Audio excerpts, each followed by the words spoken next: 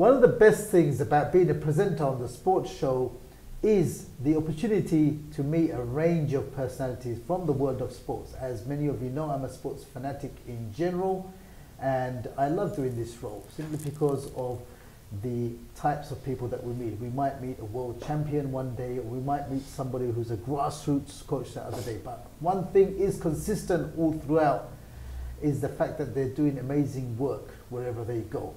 Today's subject is boxing, and I've got two very esteemed and important guests here with me in the studio. To my left here, we've got on my far left, light welterweight Ben Day, a friend of the show. Thank you very much for coming in. My pleasure. How are you? Been a while. Very good, thank you very much. Good and to in the see middle, we have this good-looking gentleman here. Is none other than. No. I think you got that. I think you got that mixed up. You got that bit wrong as well. Yeah. He's up to his own. Not at all. Right. On that. Come on that note. On that note as well. The gentleman in the middle, until we got interrupted there, is Herol the Bomber Graham, the legendary. Thank you. Herol the Bomber. Thank you very much for coming into the studio. We're going to talk about boxing today, but not only that as well, the impact of boxing on our lives, on your lives, as people who have fought all your lives as well, but also the future of boxing as well. If I can start off with Herol, thank you very much again for joining us. It's a pleasure to have you in the studio. Can you tell us a little bit about your boxing career in your formative years? Why you got into boxing, how, etc. It's a case of, not that there's a lot of trouble around, but it's like saying keeping out of trouble. And it's like everybody thinks boxing is a thing of what? Oh, bad behaviour, you're naughty. And it's more so a discipline. My parents thought, Herol, if you go into boxing, like Terry, a friend of mine, used to say, it keeps you out of trouble and keeps you in a better discipline because you're training yourself, keeping yourself fit, mind and body, and then you're keeping out of trouble. You're keeping out of your mum's way, your dad's way, and other people's way. Mostly is my mum's way. My mum used to slap me. keep you in check. You were in check, more than checkmate, really. But the mum's harder than the boys. The boxing, yeah. She did hurt, and like I kept out of her way, but it did keep me on a good a stepping stone, and said I wanted to better myself in the boxing world and as a person, and I went to boxing. It went to boxing, and Ben, you got quite a contrasting story there. Although you didn't start at a very young age, you're a bit of a phenomenon in that sense as well. That you didn't start when you were a kid. It's 27 years of age. 27 years of age, but you also found yourself in a lot of personal problems. I don't know who's the biggest bad boy here. But I suppose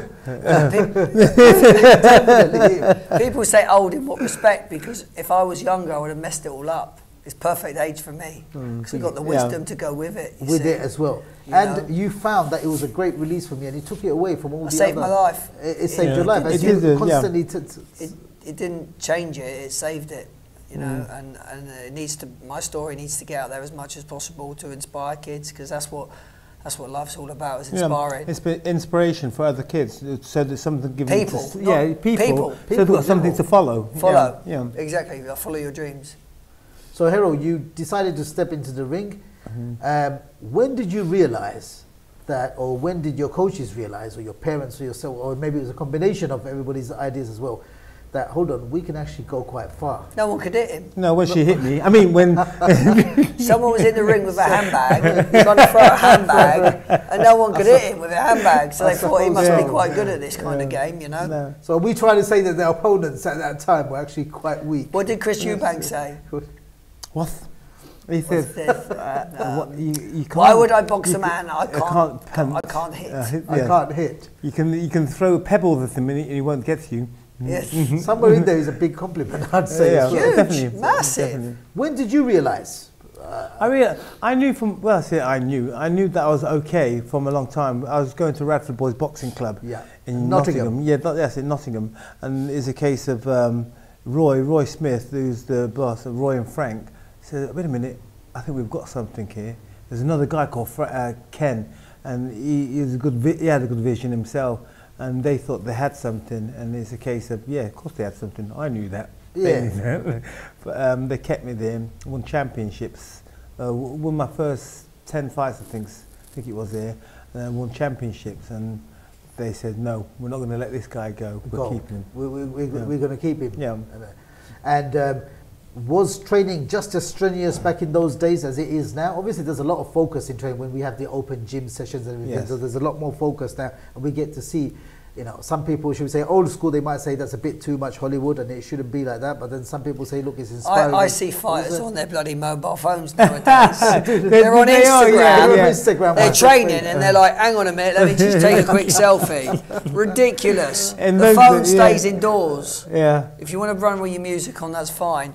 But you don't run around telling people what you've done for the day and your phone keep your phone away. It's ridiculous because it takes out your training. In the days my days when it's like you had no phones, did you? We didn't have the phones for one start, and it's like saying Roy, it'd make us work. Ken, Roy, Frank, all the surnames, please. Surnames. I forget them now. Smith, they're all Smiths. They're all Smiths as well. Yeah. And we had to work so hard. It's unbelievable. As my Brian Anderson, Johnny Nelson, they were at Brendan's at the time, but. Brendan Ingle we're talking about, yeah? This was afterwards. Great camp. But it's a case that we had to work hard. Had to. Your training was paramount in the sense that it's up to you to be the fittest you can be without getting hurt in the ring. So, tell us about you joining Brendan Ingle's stable. There's one question. Is it true you never head sparred till like 3 weeks until the fight? It all depended. It all depended on a lot of body sparring. More so body sparring, yeah, because we didn't want to hurt our faces. Yeah, we didn't want the cuts. And you didn't want to talk like that. Pardon? Yeah, like that. So Winkerbank in Sheffield. Yes. Brendan Ingle. Yeah, 1970. I think 78. 78. That's when I was born. 80s, yeah. And it's like saying that's 2 years. It heard of something. I'd got disgruntled at my gym at Radford, and then I wanted to change, so I changed to Brendan. A friend of mine, Kevin Sheehan, took me to Brendan, and Brendan says, yeah, we don't mind him. And he saw me in the ring, he said, nah, we want him. And so from then on, I was a Brendan boy, and doing all the things what I did at Radford Boys Boxing Club, teaching all the other kids to do the same thing. But it was great. And how positive and powerful was as an influence was Brendan? Oh, Brendan was a powerful influence at the gym, definitely. You know, it never seemed to age either. No, yeah, it's true, yeah. But it's like saying, all the things I already knew, fine, but he was teaching me things on top of extra. That. And extra. So it's like saying, I intermingled them, all what I had, and I was a better person, I was a boxer altogether. So I took it out to his gym, St Thomas's, I forgot them, St Thomas's Boys Club, and went out boxing all over the place, and everybody said, oh, go to Brendan's, and that's how it's so popular. The things he showed me just is so simple, but it makes so much sense. Like, so we're going to try and we're setting up this masterclass at the gym there on this Saturday, and we're hopefully, you know, it's just a trial session. So talk me through that, Ben.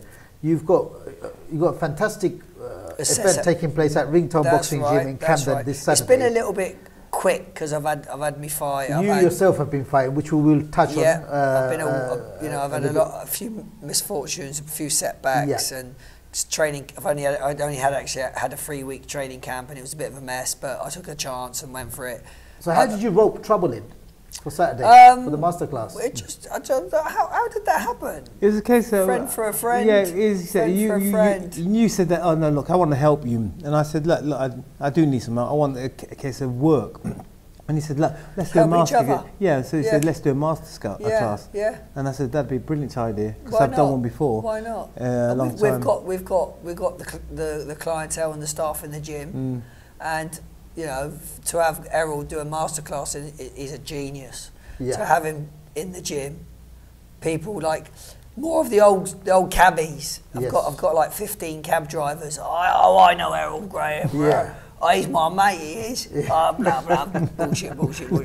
Oh, he's my mate, he is. He's my mate. Yeah, I know. So we've got a good few cabbies. We'll charge him a set fee. Yeah. You know, and everyone gets paid for Christmas. So the format for the day is You actually get to do a little bit of sparring with... I think... I don't mind. Whatever, body sparring. You get a nice picture with Herol. If he chooses to, maybe if they want to pay a little bit extra for a bit of a couple of autographs or whatever. Yeah. Look, it's got to be worth Herol's while. Absolutely. You know, obviously, I put a little bit of work into it too. We got the posters up. We're getting out there. We're putting a lot of work into it. And but what time? For me, I want to build Herol because he's a good man and he needs more than what he's got. So he deserves more. This guy. And what time does this? This starts. We're going to start at 10 o'clock and we're going to finish it at 1. So it's going to be 3 hours. 3 hours. And we're going to approximately charge, I think, about £30 each. Yeah. And I think it'd be good. Definitely. That's cheap as chips for someone. Absolutely. Going to work them. When I say hard, not going to over hard. Just nice and easy to getting into it. Technique. So it's more so technique. Of course. And how to not to get hit. And don't mention Julian Jackson, but how not to get hit. Yeah, exactly. I'm going to ask Ben a question now because if I ask him directly, his head's not going to fit out when we have to go out to the door as well. But growing up, obviously watching Herol in his pomp as a youngster myself, I feel that obviously doing some analysis and research into his career and watching him when I was growing up, I think he's one of the best post-war era boxers never to have won a world title. From a boxer's point of view, it's upsetting. Would you agree with me on that and why? Totally. Give us some perspective. Totally. It's just, for me, in front of Herol, it's quite upsetting that he never won that world title, but that doesn't define him at all. No. That doesn't define him. Look, like this is made of leather. This doesn't define Ben Day. No. This is a part of Ben Day I'm proud of. But what really defines me is helping people and giving to charity and giving back and helping the misfortunate, like you do for the homeless, like Herol does, and like I do. This will give us a platform to help people. That's all it is. It's not everything. Herol, 1976 was a great year. It was, definitely. Would you agree? I was born that year. Yeah. And secondly, obviously, you beat John Mugabe in that final as well. Tell us a little bit about that. You should have guessed that was coming. I know, it's just it's a good fight, and it's like saying, the things you don't remember. I beat him. You said, no, I did beat him, and it's like saying, I don't remember all of it, but it's such a good fight. It's a excelling fight, jab, 1-2, moving away, running. I had to run because he was strong as well. He was strong, wasn't he? Oh, wickedly strong. After the euphoria of winning your first title in the year I was born, 1977, you were brought back down to earth from a sporting level as well. So you lost to Steve Hopkins as well. So was that a lesson? How do you remember this? I've done my homework. I don't remember all this. I was only 1 year old. I obviously remember it later in his career, but obviously I've done my homework. But Steve Hopkins. So from the euphoria of actually beating Mugabe to losing to Steve, that must have been. Obviously, at the time, it must have been difficult for you. But in terms of building your character, that must have been really, really good for you. Yeah, because in case that you think, you're the best. No one is ever the best all the time. No. You have to hit bottom or come down to the middle sector. And I came down to the bottom. And I had to build myself back up again with the Hopkins fight again. But it was hard work. It was really, really hard work to do it. But I was prepared to do it, and preparing yourself mentally to get rid of all the skeletons of the bad and putting something new there, and then going on to win other things, which I did. And you did, and because the proof is in the pudding, because a year later, in 1978... Proof's in the what? In the pudding. Oh, no, he's still ripped. He's still ripped. He's still ripped. So a year later, you picked up the ABA crown again. Yeah. So it goes... Ben, just looking at that, it's fascinating, isn't it? So he beats Mugabe, Hopkins, and then he comes back off the ropes again to bring him back. And that sort of... That's what life's about, right? And that sort of defines it, isn't it? It defines Herol Graham. That's right. Peak, that's right. Hit bottom, and then peak again there as well. That resonates with you, doesn't it? Yeah, outside the ring as well. Outside the ring as well. Exactly that, exactly that. I've had many setbacks, but all you got to do is you got to just dust yourself down and keep going. What choice you got? You can't give up. It was hard as well, because it's like saying within the gym, and the Brendan's stable as well, you have ups and downs as well, high and lows, and like saying, Brendan had to make sure that everybody was in a high. Yeah. It's very hard for him to do, and like with me going on and saying, you go on like you think you know everything. You don't know everything. You know, there's little things from other people what put in. Like Brendan put things into, Errol, try this, try this, try this, try this. And you try something and it works and he says, yep, told you, Herol. And never stop learning. Took him into, you never stop learning at all. Like carpentry. Took him into different fights and like winning the fights sort of thing. So it was great, just being in the gym, really. Ben, you recently fought at your call. Oh, was the result you wanted? As a friend of the show, you want to share your I'll share my views. Errol's going to be say something different. I was very, very upset and very, very angry. Dancing around. First round it wasn't too good, to be honest. But it's a 10-round fight. Everyone said you didn't look yourself. Well, obviously I didn't look myself. It's a 10-round fight. It's 1 round. How can you look yourself within, in the first round? You adapt. Good fighters adapt, which I've done before. I got caught with a good right hand. And you adapted to it. I adapted to it on the floor. Look, I've got a mark on my leg because I tripped. All right, off balance a little bit. I'm not going to take anything away from Michael Devine because that's not fair. He caught me with a good shot. I got up, went to the corner. I went to the ref. Come on, I'm ready. Let's go. And then he called it off, and I was very, very angry, fuming. And I basically went in the changing room and smashed it up a little bit. A bit. Just a bit. So he's the one. So, yeah, I admit, I'm the one. But I don't think it's just... I know the boxing board have got to do a job and I respect them and I'm going to be careful with my words. People are dying and we get to fight another day. But I know if I was hurt or not. And I wasn't hurt. I was fine. Obviously, if I was fine, I wasn't wobbling. I was ready to continue. It's a Southern Area title shot. It's the 2nd round. Got plenty more rounds to go. But I had, these things happen in life. Yeah, but taking it out that it's like saying being in that position myself, but in a worse. I was laying on the floor still, by the way. It's like saying you still are. The referee and the judges are around there to help you. If they've seen something, they're going to say no. He who fights again, you can live to fight another day. You can come back another day and just upsetting at the minute. I think because it's early. Yeah, it's early, and I know deep in my heart that I was okay. And you were quite, being a close friend of yours, Ben, you were quite emotionally drained as well, I would say. Well, do you know what? If not, because physically you were in very good shape. Your post-war, it was his war, your post-fight pictures, when you put it up, saying that the fight had been called off by the referee or it had been stopped, I looked at the face and I thought to myself, I can't see a scratch on his face. Not one mark. But I do know you were quite emotionally very emotional, very. You lost 2 friends, haven't you, recently as well? Two school friends committed suicide. And like I said, I don't want to take anything away from my opponent. No. Right? I had a 3-week training camp. I weighed in with my clothes on and 2 phones in my pocket, and I was still 4 pound underweight. I shouldn't have fought, to be honest. I don't exactly. I'm butting in, but I shouldn't. No, please. I don't think he should have fought. End of story. And like saying, mentally you can't see what's going off.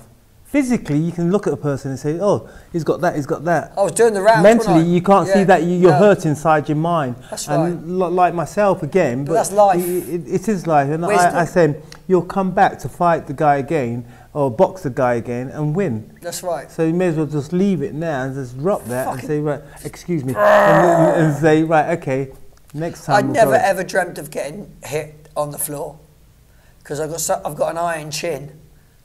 And I'd never ever dreamt of being hurt in my life. Nothing hurts me, it makes me sexy.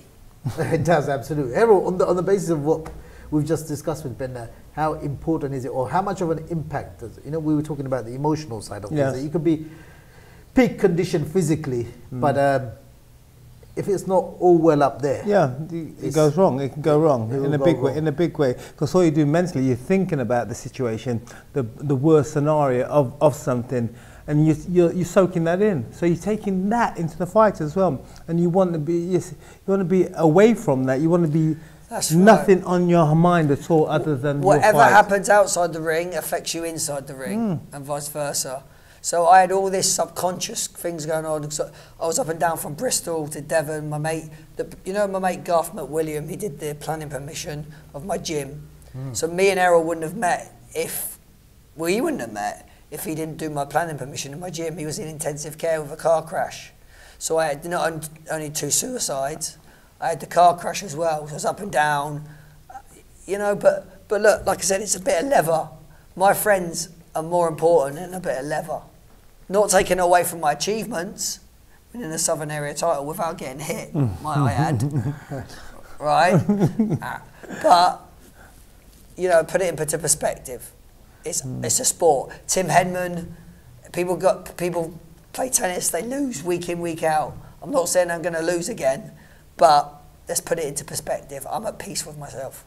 But you'll be back, Ben. Oh, what? Absolutely. I'm going to be British champion, my friend, at super featherweight. No, I mean, changing that, I don't think it'll be black again.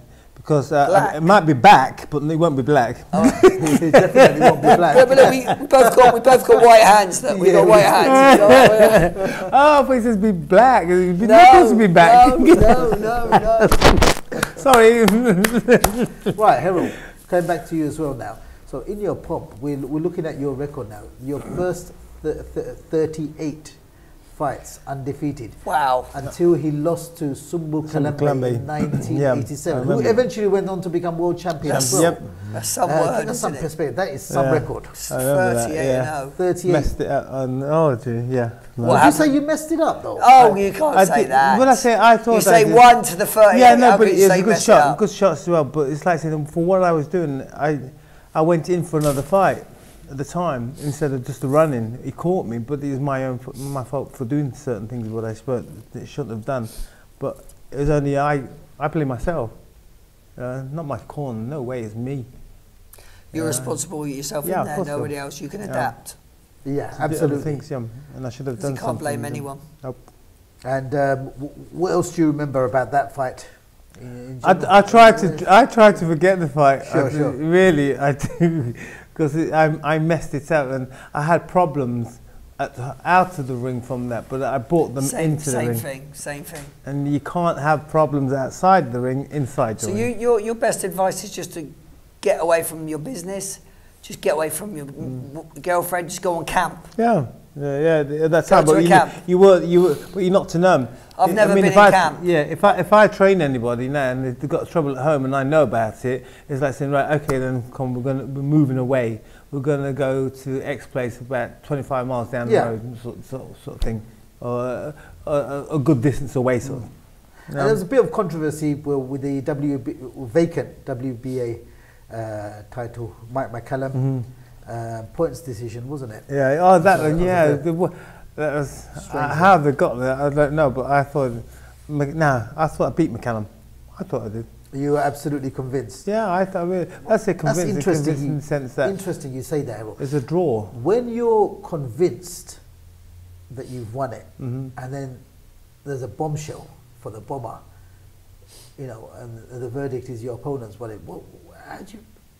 How do you cope with that feeling of desolation? But also, what's your reaction? Were you just convinced you've become a champion, and then the judges decide otherwise? Yeah, but that happens in the sense that it's an opinion. My opinion as well, by the way. It's like say, but you go into the fight, you fight in the fight, and you know you're winning in the fight because you know the way the other corner is reacting. And I'm doing this, I'm doing that, I'm doing some cheating tactics, and all I'm doing is moving and pulling his arm away from him, making him feel uncomfortable, and then countering. And they know he was. They know that it was behind on points, and they gave it a draw. Right. You don't give a world champion. Where was this? This was in, I forget. Sorry guys, I forgot. Yeah, but this country or? It was, yes. But they give a draw. And they don't give a draw. They do not give a draw. They're going to give it to him outright, in a sense that outright if he's won. The draw is, no. And then there's Julian Jackson.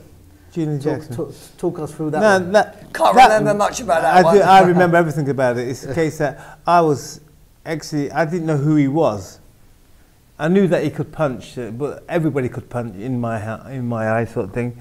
but I didn't know he could punch and hit the tree and knock it down at the same time. Yeah. But he could do that, and it's like when I got in the ring, until I didn't know that, I was just picking him off, left to right, the right to left, just picking him off at will. And then he had cut his eye, and the referee came to our corner and says, right, the next round, if nothing happens in the next round, I'm stopping the fight. In both corners.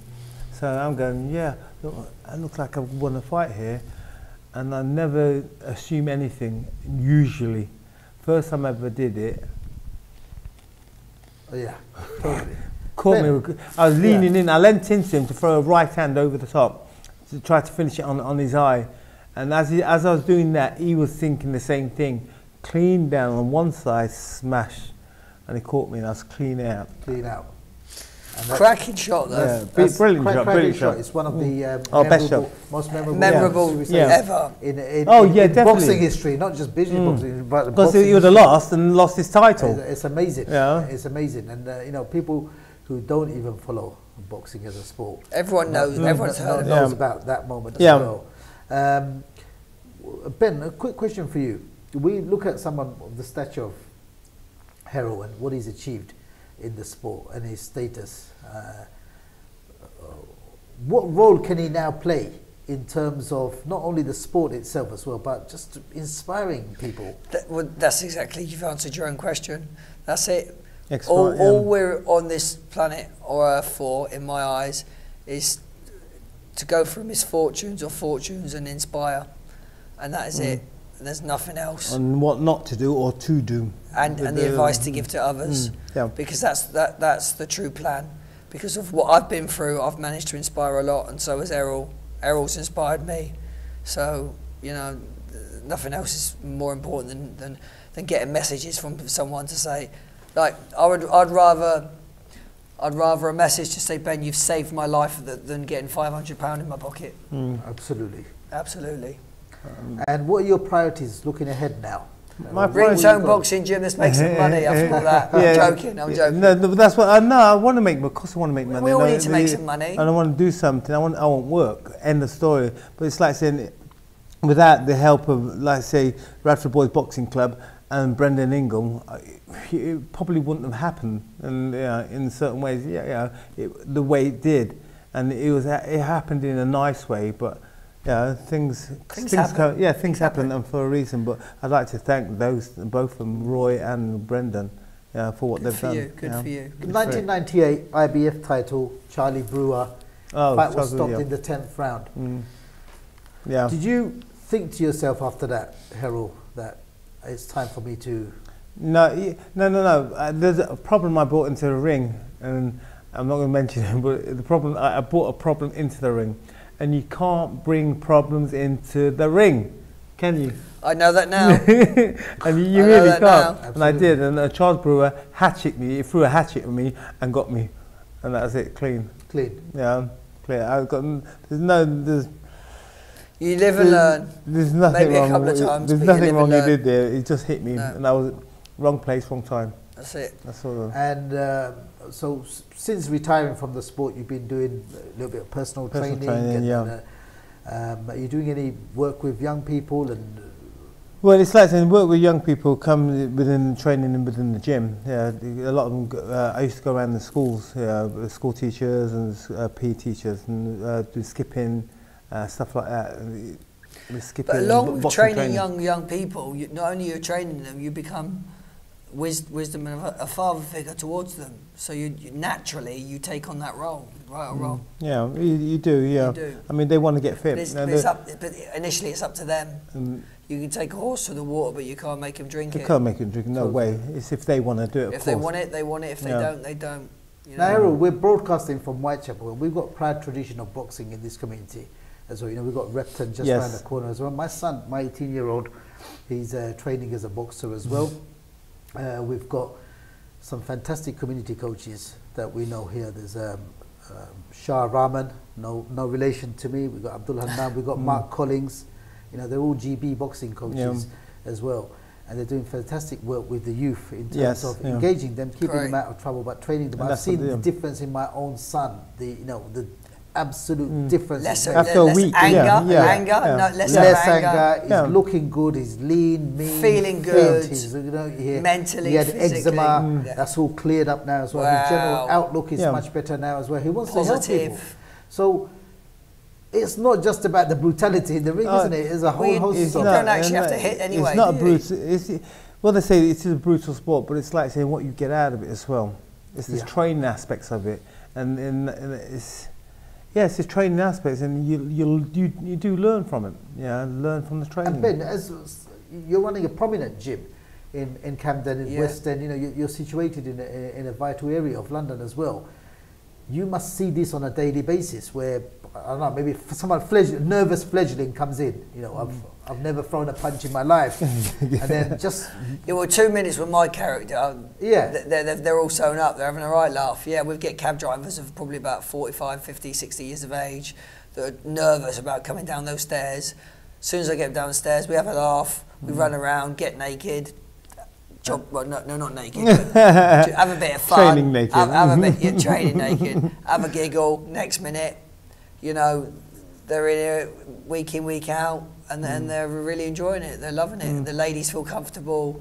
We did. It's an inclusive gym, isn't it? Inclusive to everybody. And it's the discipline, though, isn't it? It's mainly the discipline that they get from it. Children, adults, alike, women. It doesn't matter. It's a discipline, and they realise. Wait a minute, it's not barbaric. People say it's barbaric. It's not. It is a disciplined sport. It's like the skipping, the hitting of the bags. You learn. I mean, you're not going to go out in the streets and start smashing people around in that way. It's the opposite. It happens. But I mean, it's the opposite. You're more reclined to you're more confident. Stand back. You don't need to. Yeah. I've never been in trouble since I started boxing. When I used to play football, always used to get in silly little scraps. When I started boxing, I know I can beat you up. I just walk off. Yeah. Herol, I've mentioned some community coaches. I've mentioned Mark Collins there, Shah Rahman, Abdul Hannan. These are people I know personally. Yes. Who are doing amazing work. Who will be watching this show with keen interest because of who you are. They know about Ben all the time. Ben, as I said, you know who I am, guys. Get me. The bomber. What advice could you provide for these coaches? Because a lot of them are doing it on a voluntary basis. A lot of them are actually pumping money in from their own pockets. Wow. Secondly, they're pumping money in from their own pockets. God willing. Secondly, for the young boxers who are actually participating, what advice can you give them? On the young boxers who've doing it, it's like saying they're doing it for a reason. Just don't do it for the negative side. The negative side is going to have that in a fight. In the case that you take it outside and start fighting people, something will happen. Something will be bound to happen for them. So you want it for yourself, perseverance in the sense that to keep yourself fit, mentally and physically. And that's what you want it for. And it does it's the feel-good factor of doing it. Unconditionally. Yeah. Unconditionally is the word I think we're looking for. I don't want you both to start fighting now as well, but can you please name your toughest opponents and why, please? Starting with Ben. Life is your toughest opponent. Life. A great answer there as well. Herol, your toughest opponent? I've had a few, but I'll go for Julian Jackson in himself. Toughest? No, I'm lying. I'm lying. Mike McCallum. Mike McCallum was tough. I've had too many. No, I can't. It's a bit. Life's been a bitch as well. Life hurts. No man can hurt harder than life. No way. And Ben, well, this is for both of you. Just lastly, before we actually finish the show as well, can you please talk us through about the masterclass again taking place on Saturday? So it's at Ringtone Boxing Gym this Saturday. We're approximately we're charging £30 each, which is really cheap. Can people just turn up on the day? They can turn up on the day. Yeah. 3 hours. 3 hours. It's a long time with all of us. And it's hard work. Remember, they don't have to go. We want you to go through the 3 hours, but it's like if they can't, just step aside and your own pace, and then come back into it again. Nice little warm up. There's 3 coaches. Errol's the main coach. He's the man. There's me and Greg could do the warm up, technique. Errol do all the technique. We can do the stretching, the cool down. We can finish on a circuit and ab work.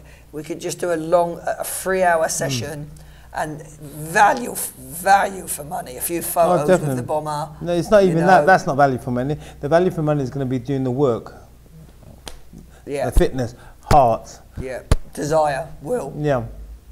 Where there's a will, there is a way. That's so true. Ben, Bomber Graham. Absolute pleasure. It's been an absolute as pleasure. always. Okay. As always. As I've said, 54 fights, 48 wins. Herol Graham, a champion in my book any day. That's it for me. Thanks for watching The Sports Show.